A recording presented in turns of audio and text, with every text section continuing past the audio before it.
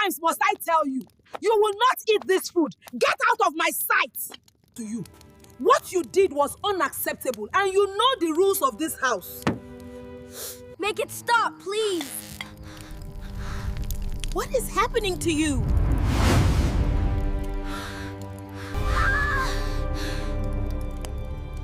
On the night Chitty was born, the air was thick with the scent of ripening palm fruit and the low, rhythmic hum of cicadas.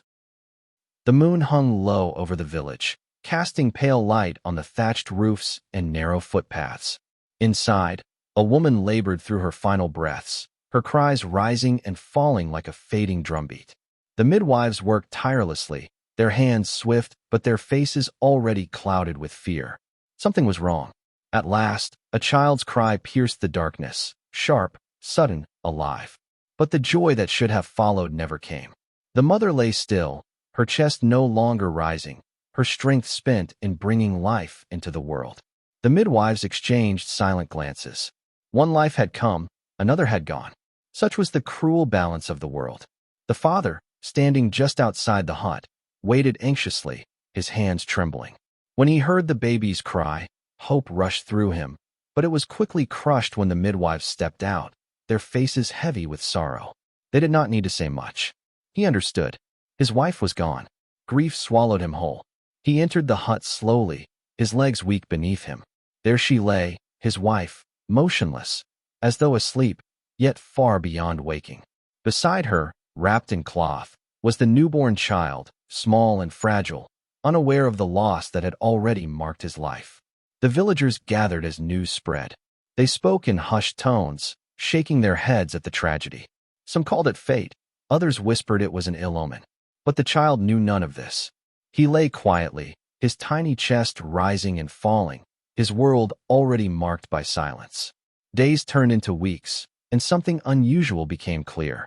The baby did not react to sound. Loud noises, clapping hands, even sudden shouts, nothing stirred him. While other children startled or cried, he remained calm, untouched by the world of noise around him. At first, the father refused to believe it. He tried everything, calling out to the child, clapping near his ears, even seeking the help of elders. But the truth settled like a heavy stone in his heart. The boy could not hear. The villagers began to talk again, their whispers carrying through the compound like restless spirits. A child born the same day his mother died. A child who could not hear, some said it was a sign, though none could say of what. The father, already broken by loss, now carried another burden. Yet each evening, as he sat quietly and looked at his son, he saw not a curse, but a life that still needed him. And though the world had welcomed the child with sorrow and silence, his story had only just begun.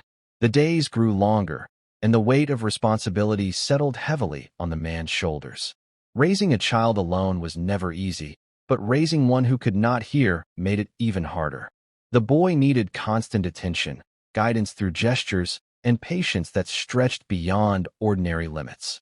Yet the father tried. In his own quiet way, he did everything he could. Each morning, he carried the child on his back as he went to the farm. Under the hot sun, he worked tirelessly, clearing weeds and tending crops, while the boy watched the world in silence. Birds flew overhead, villagers passed by chatting, children laughed in the distance, but none of it reached him.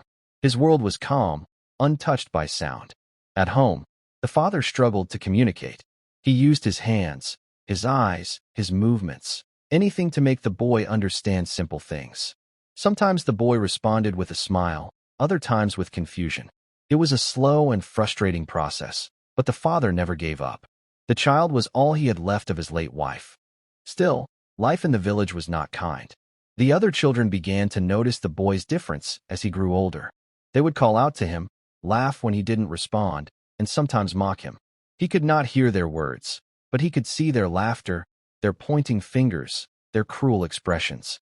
Even in silence, he understood he was not like them. The father saw this and felt a deep pain in his heart. He tried to shield the boy as much as he could, keeping him close, away from the harshness of others. But he knew he could not protect him forever. As the seasons passed, the burden of loneliness began to press on him. The house felt empty at night.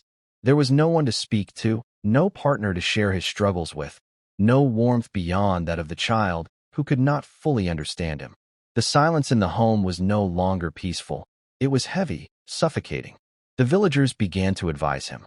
They told him he needed a wife, someone who could help care for the child and bring life back into the home. At first, he resisted. The memory of his late wife was still fresh in his heart, and the thought of replacing her felt like a betrayal. But as time went on, reality spoke louder than emotion.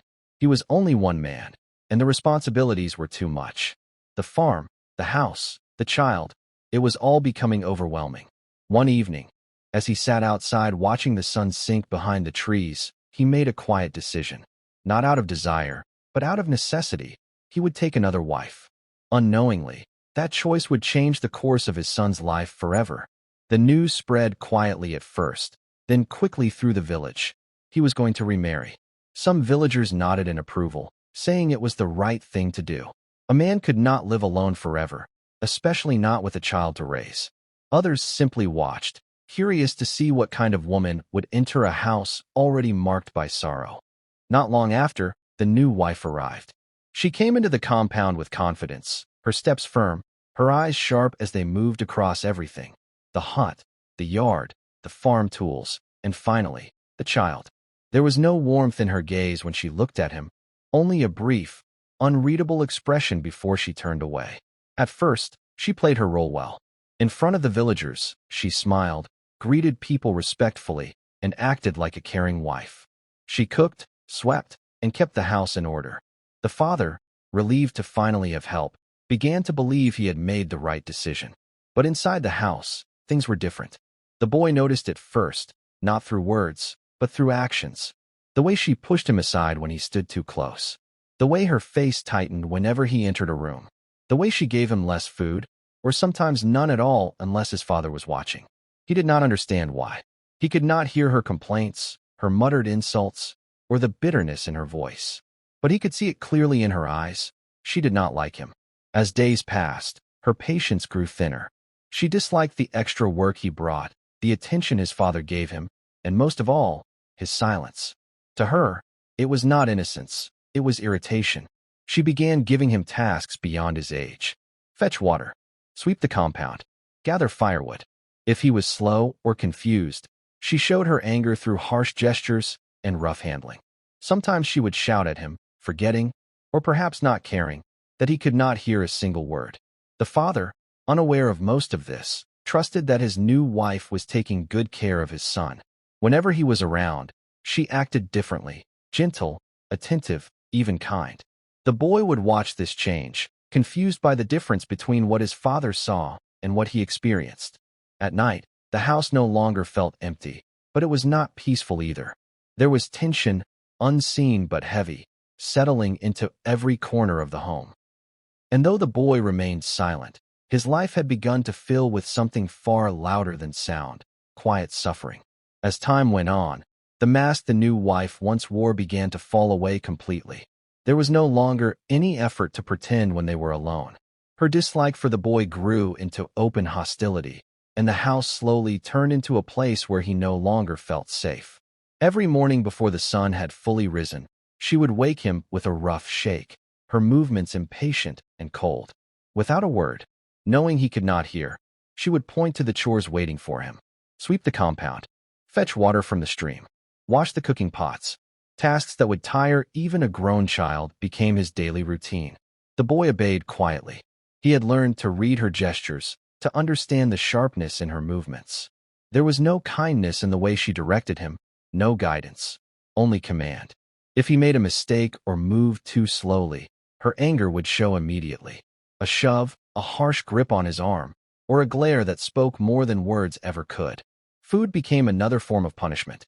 She served him last, often giving him the smallest portion, sometimes nothing at all. He would sit in a corner, watching as others ate, his stomach tight with hunger. When his father was around, she acted differently, serving him just enough to hide the truth. But once he left, things returned to how they truly were. The boy did not understand why this was happening to him. He had no memory of his mother, no voice to express his pain, and no way to explain what he was going through. All he had were his thoughts and the silent world he lived in. The villagers began to notice small things. The way the boy looked thinner than before. The way his clothes were always dusty and worn. The way his eyes no longer carried the quiet curiosity of a child, but something deeper. Still, no one spoke openly. In the village, a man's household was his own, and outsiders rarely interfered. At night, after the day's labor, the boy would lie on his mat, staring into the darkness. The house, though filled with people, felt empty to him. Not because of silence, that was all he had ever known, but because of the absence of care. And within those quiet nights, something inside him began to change. Not something visible, not something he could name, but something growing slowly, waiting for the moment it would awaken. Days turned into months, and months into years, yet nothing changed for the boy, except that his suffering grew deeper. What once felt confusing had now become his normal. He no longer questioned why he was treated differently. He simply accepted it as the way life was meant to be. Each day followed the same pattern. Before dawn, he was already awake, moving through the compound with tired eyes and aching limbs. He swept the ground, fetched water from the distant stream, gathered firewood from the bush, and cleaned whatever his stepmother pointed at. There was no rest, no praise, no moment of relief. His body grew stronger from the constant labor, but his spirit grew quieter. He rarely smiled now. The small joy that once lit his face as a child had faded, replaced by a calm, distant expression.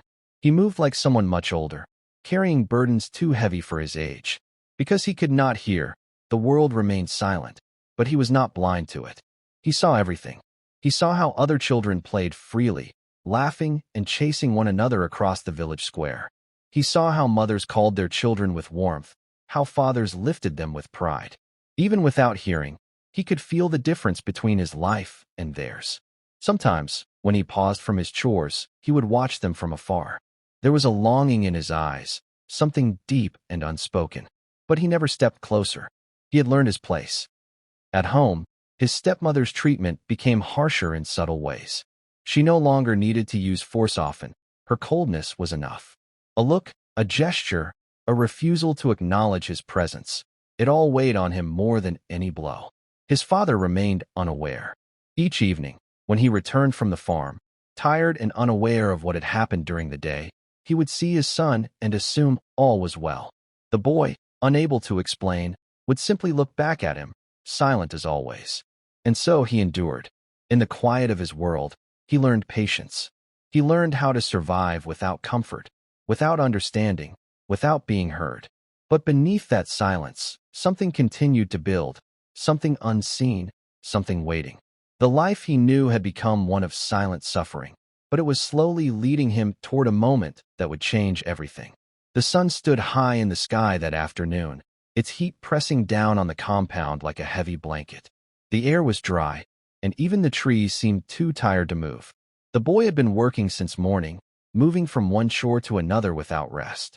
His clothes clung to his skin, damp with sweat, and his stomach twisted with hunger. He had not been given food. From a distance, he saw the cooking pot resting near the kitchen area, slightly uncovered. No one was around. His stepmother had gone out, and the compound was quiet except for the distant movement of villagers going about their day. He paused, glancing around, unsure. Hunger pushed him forward. Slowly, he walked toward the pot and lifted the lid. Inside was leftover food, enough to satisfy the emptiness gnawing at him. He hesitated for a moment, his mind searching for any sign that it did not belong to him. But there was none. No warning, no instruction. In his silent world, nothing told him otherwise. So he ate. He ate quickly at first, then more slowly as relief spread through his body. For a brief moment, he felt something. The hunger that had weighed him down began to fade, replaced by a quiet sense of satisfaction. But that moment did not last. He didn't notice her return. The stepmother stood at a distance, watching him. Her eyes burned with anger as she realized what he had done. The food he had eaten was not meant for him, and in her mind, this was not a mistake, it was an offense. She walked toward him sharply, her steps quick and furious. The boy, unaware, continued eating until suddenly a force struck him. A hot, heavy slap landed across his face. The impact was sudden and powerful, sending him stumbling to the ground. The bowl slipped from his hands, spilling what remained of the food into the dust. For a moment, Everything seemed to freeze. Pain spread across his cheek, sharp and burning. He looked up at her, confused and startled, his eyes searching for understanding. He could see her anger, her shouting mouth, her furious gestures, but he could not hear a single word. He did not know what he had done wrong. She continued to scold him, her hands moving angrily, her face filled with rage. But to him, it was all silent. Just movement, just expression, just a storm he could see but not hear. Slowly, he touched his cheek, still feeling the sting of the slap. Something about that moment felt different, strange, unfamiliar. The world around him seemed to shift in a way he could not explain. He remained on the ground, still, as if waiting for something. And though he did not yet understand it, that single slap had just awakened something within him, something that would soon change his life forever. The pain from the slap did not fade as quickly as the others he had received before. It lingered, not just on his cheek, but deep within him, spreading in a way that felt unfamiliar. As he slowly rose from the ground, his head felt heavy, his body unsteady. The compound looked the same, yet something about it felt different. His stepmother was still in front of him, her face twisted with anger, her mouth moving rapidly as she continued to scold him. But then, something strange happened. For the first time in his life, he felt something stir within the silence. It was not sound, not in the way others experienced it. It was faint, distant, like a whisper carried through the air, yet it did not enter through his ears. It settled somewhere deeper, somewhere inside his mind. He froze, his eyes widening slightly as he tried to understand what he was feeling. The stepmother's movements slowed in his sight, as though the world itself had paused. And then, it came again. A murmur. Unclear at first, like broken pieces of something trying to form. He turned his head slightly, confused, searching for its source. But there was nothing around him, no one speaking, no movement that matched what he felt. Then the murmur became clearer. Not a voice he could recognize, not something he had ever heard before, but it carried meaning. A strange, heavy meaning that pressed against him. He saw images in his mind, quick flashes, unclear but powerful. A woman crying. People gathered in sorrow. A body lying still. The feeling of loss filled the space around him, even though nothing of the sort was happening in the compound. His breathing slowed. His heart pounded. He did not understand it, but he felt it deeply. The stepmother, noticing his stillness, stopped shouting. For a brief moment, confusion crossed her face. The boy was no longer reacting to her anger, no longer looking lost or afraid. Instead, he stood there, distant, as if he were somewhere else entirely.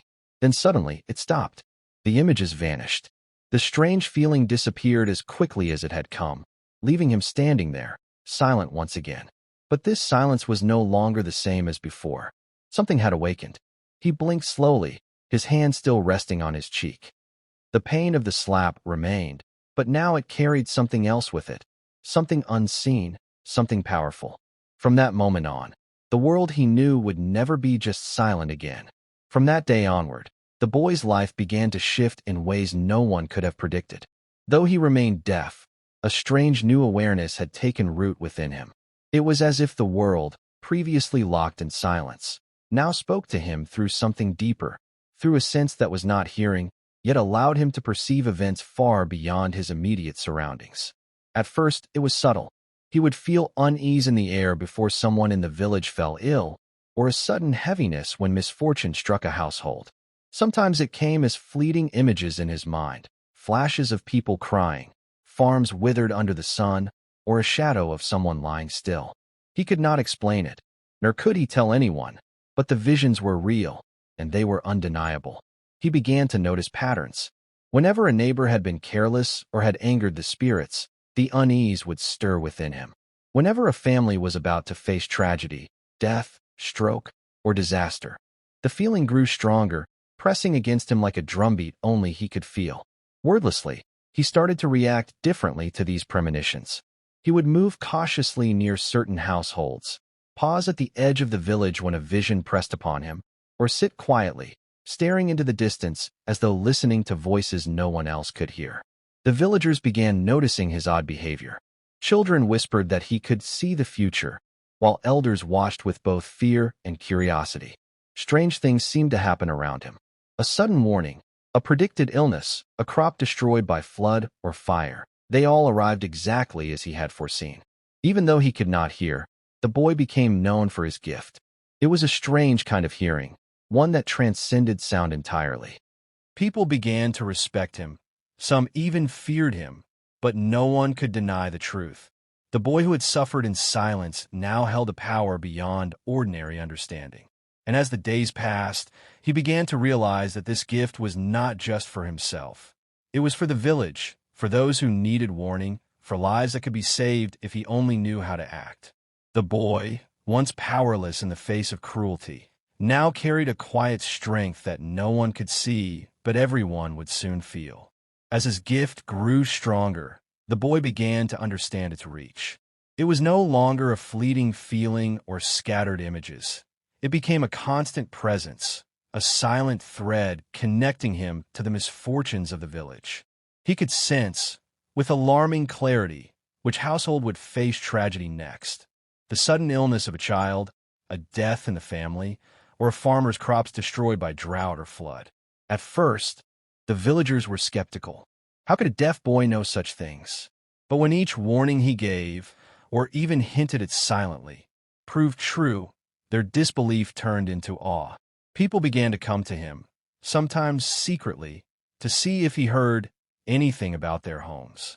Even the elders, wise and cautious, began to respect his insight, treating him with a mixture of reverence and fear. The boy did not boast. He did not understand why this power had chosen him, or what purpose it truly served. All he knew was that he could feel danger, and that his warnings, if he could find a way to convey them, might save lives. Yet his life at home remained unchanged. His stepmother's anger did not soften. If anything, it grew more bitter, though now it was mixed with unease.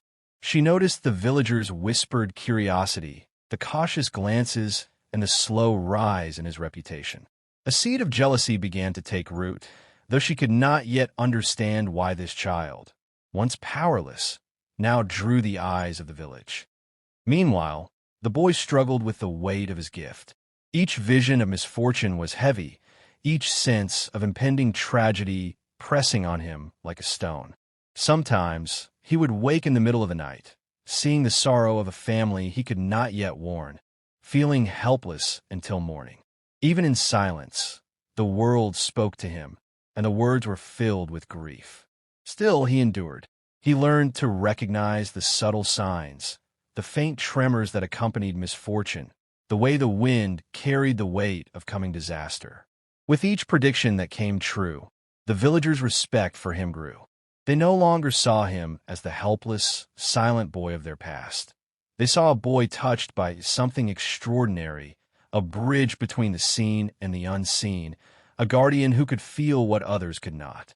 And as the village began to whisper his name in awe, the boy realized that his suffering had brought him something unimaginable, a purpose, one that might one day lead him far beyond the small compound where he had known only hardship and cruelty. As the boy's reputation spread through the village, the way people treated him began to change. Children who once mocked him now kept their distance, their whispers fading whenever he approached. Neighbors who had ignored him or pitted him now came seeking guidance. Curiosity mingled with respect in their eyes. Even the elders, who had once been skeptical, began to consult him quietly, trusting in the silent power that no one else could explain. Word of his gift reached beyond the familiar paths of the village. Traders passing through would hear of the deaf boy who knew when misfortune would strike and tell others, carrying his reputation like a secret treasure across nearby settlements. His name became associated with wisdom, with foresight, with something beyond ordinary understanding. Yet at home, life remained difficult. The stepmother's jealousy grew in quiet, simmering ways. She saw how the villagers' gazes lingered on her stepson, how even her husband, though unaware of the full depth of the boy's gift, seemed to treat him with a new kind of cautious regard. She could not stand it. To her, he was still the boy she had scorned and mistreated, and now he had become a figure that drew attention and respect that she could not claim for herself. The boy, however, remained unaware of the jealousy brewing around him. His focus was on the visions, the warnings, and the strange sense of connection he felt with the village's fortunes and misfortunes. Each time he sensed a family about to face hardship, he watched, waited, and sometimes acted, guided by instincts that were mysterious even to him. Slowly, the villagers began to see him as something more than a boy with a strange gift. He became a symbol, a quiet guardian who, though deaf and once powerless, could sense what others could not. They came to him not only for warnings, but for counsel, trusting that his insight was a bridge between their world and the unseen forces that shaped it. And as respect and fear intertwined in the whispers of the village, the boy realized that his life had shifted. No longer merely the deaf child of sorrow and cruelty, he was becoming someone important, someone whose presence carried weight beyond the walls of his own home. His silence, once a source of isolation, had become a space in which power quietly grew, waiting for the moment it would be recognized by those who could truly use it. The boy's transformation in the eyes of the villagers became undeniable. Where once he had been ignored or mocked, he was now treated with a mixture of reverence and caution. Even the youngest children approached him with a quiet curiosity, sensing that he was different, yet understanding instinctively that he was not to be trifled with. He moved through the village with a calm certainty, his eyes attentive, scanning for subtle signs that might hint at trouble. Villagers began leaving offerings or small tokens at his doorstep, hoping to earn favor or avoid misfortune. Some would stop him in the streets, silently gesturing for him to look toward a particular home or field, seeking confirmation of the dangers he might already sense. With each warning that proved true, the boy's reputation grew. The elders began to speak of him in hushed tones during village gatherings, calling him the one who hears the unseen, a phrase that carried both respect and awe. Stories of his foresight spread like wildfire, reaching families who had never seen him, and even distant villages began to whisper of the deaf boy whose warnings were never wrong. The boy himself remained quiet, never boasting, never speaking of his visions. He had learned early that the world spoke in many ways, and though he could not hear the spoken word, he could feel the currents of fate and misfortune. His awareness had sharpened into a rare sensitivity, a gift that set him apart from everyone around him. Back at home, his stepmother's jealousy festered. She watched the way neighbors whispered and nodded when he passed by, how even her husband seemed to regard him with a cautious respect. Anger and envy twisted inside her, though she could not deny the truth of the boy's abilities. To her, it was intolerable that the child she had once mistreated was now becoming a figure of importance, a source of guidance and fear in the village. And so, while the boy continued to navigate his silent world, the village began to recognize a new reality. He was no longer merely the deaf orphan who had suffered at the hands of cruelty. He had become something else entirely, a quiet oracle, a guardian whose presence carried weight and meaning, a child of silence who now held the future in his hands. Word of the boy's extraordinary gift eventually reached the ears of the king, carried through the village by traders, travelers, and the whispers of neighboring families. Stories traveled quickly. A deaf boy who could sense impending danger, forewarned families of illness, death, or disaster, and whose predictions were never wrong. The king, intrigued by such tales, decided he must see this boy for himself. Messengers were sent to the village, announcing the royal summons. The villagers were astir with excitement and fear. Some whispered that the king's attention was an honor, a sign that the boy's gift was truly remarkable. Others feared what it might mean for the boy, or even for the village. Still, all agreed that the summons was no ordinary matter. If the king himself wanted to see him, it was a turning point unlike any before. At home, the news reached the boy in quiet ways. He could sense the shifting tension, the sudden whispers of the villagers outside. He saw the hurried steps of the messengers, the anxious expressions of the elders. Though he could not hear the words being spoken, he understood that something important was unfolding. His stepmother's reaction was immediate and volatile. She paced the house, muttering angrily, her eyes darting to the boy with a mixture of fear and envy. The attention that had once made her jealous now came in the form of royal interest, and the thought that her stepson, whom she had tormented, was about to leave for the king's palace filled her with fury. The boy, however, remained calm. He had long learned to read the currents of the world without sound, and he sensed that this summons was an opportunity beyond anything he had imagined. Something deep within him stirred, a quiet recognition that his life was about to change, that the suffering and silence he had endured were leading him toward a new purpose. Preparations began quickly. The villagers guided him, offering what small gifts and advice they could, while the messengers insisted he be ready to travel to the palace. The boy packed nothing of his own, for he had little to leave behind, yet in his heart he carried everything he had learned from years of hardship, the resilience, the patience, and the extraordinary gift that had set him apart. As the day of departure approached, the boy glanced back at the house where he had known only cruelty and silence.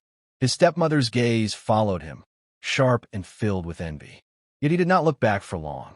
The palace awaited, and with it, the promise of a life that might finally recognize the power he had carried in silence all along. When the boy arrived at the palace, the air was thick with grandeur and authority. Towering walls, intricate carvings, and bustling courtyards surrounded him, and he felt the weight of his new surroundings pressing gently yet firmly upon him. Guards and attendants watched his every move, their expressions a mixture of curiosity and caution. This was a world far different from the quiet, worn-down compound he had left behind. The king received him in the grand hall, seated on a throne carved from dark wood and adorned with golden symbols. His eyes, sharp and discerning, studied the boy carefully. Though he could not hear, the boy felt the king's presence as a force, commanding, steady, and expectant. He understood, instinctively, that the king sought more than his mere attendance. He sought the gift that had made the boy's name known across villages. The king gestured, and attendants guided the boy closer. Using signs, gestures, and carefully chosen words, they explained what was expected. He was to serve the kingdom by sensing danger, forewarning families and officials, and aiding the palace in preventing misfortune whenever possible. The boy absorbed the information, his eyes bright with understanding. Though silent, his mind raced with anticipation and determination. For the first time in his life, he felt a sense of purpose that was not born of survival, but of meaning. Here, his gift was not a curiosity or a burden. It was needed, valued, and respected. The weight he had carried for years as a silent observer of cruelty and misfortune now transformed into a responsibility that could shape lives for the better. He was given quarters within the palace, modest yet secure, and a place in the daily life of the court. Though he remained quiet, his presence did not go unnoticed. Officials, servants, and even the king himself began to rely on his insights. The boy who had once endured hardship and ridicule was now an essential part of the kingdom's vigilance against misfortune. Meanwhile, back in the village, word of his arrival at the palace spread quickly. His stepmother, who had once tormented him without restraint, burned with jealousy and regret. She saw the attention, the honor, and the respect that now surrounded the boy, and could only imagine the contrast to the life he had endured under her roof. Her fury simmered, yet she could do nothing to alter the course of a boy who had risen from silence to significance. In the palace, the boy's life had entered a new chapter. No longer confined by cruelty, nor limited by his deafness, he was ready to wield his gift in a world that would recognize it, protect it, and perhaps, one day, honor it fully. Life in the palace was unlike anything the boy had ever known. The walls were taller, the rooms wider, and the air carried a weight of authority and purpose he had never felt in the small, dusty hut of his childhood. Each day brought new faces, new responsibilities, and new challenges, yet he approached everything with the quiet focus that had been honed through years of hardship. He moved through the courtyards and halls with a sense of purpose, observing and sensing what others could not. When misfortune loomed over a family in the kingdom, he would pause, studying the patterns of the world, the subtle shifts in the air, and the images that flashed before his mind. His warnings, though silent, carried power. The officials and the king learned to watch his gestures, his expressions, and his careful movements as a guide to impending danger. For the first time, his gift was met not with fear or misunderstanding, but with respect. The boy who had once endured cruelty and neglect was now valued for the very thing that set him apart. He had a place in the court, a purpose that went beyond mere survival, and a recognition that his life, silent, observant, and unique, mattered in ways he had never imagined. Despite the grandeur and the newfound respect, he did not forget where he had come from. The memory of his stepmother's harshness lingered, a reminder of the years he had endured in silence. Yet that memory no longer weighed him down. It had shaped him, prepared him, and strengthened the quiet resilience that now guided him through the palace halls. His days were filled with work, observation, and instruction from the king and his advisors. But for the first time, there was also a sense of fulfillment.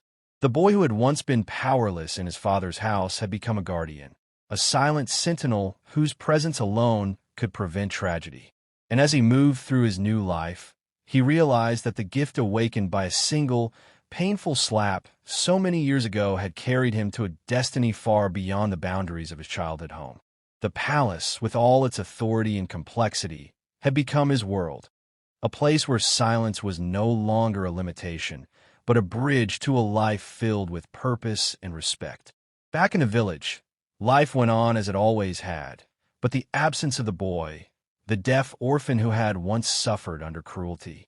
Whispers of his rise to the palace traveled quickly, carried on the lips of villagers and traders alike.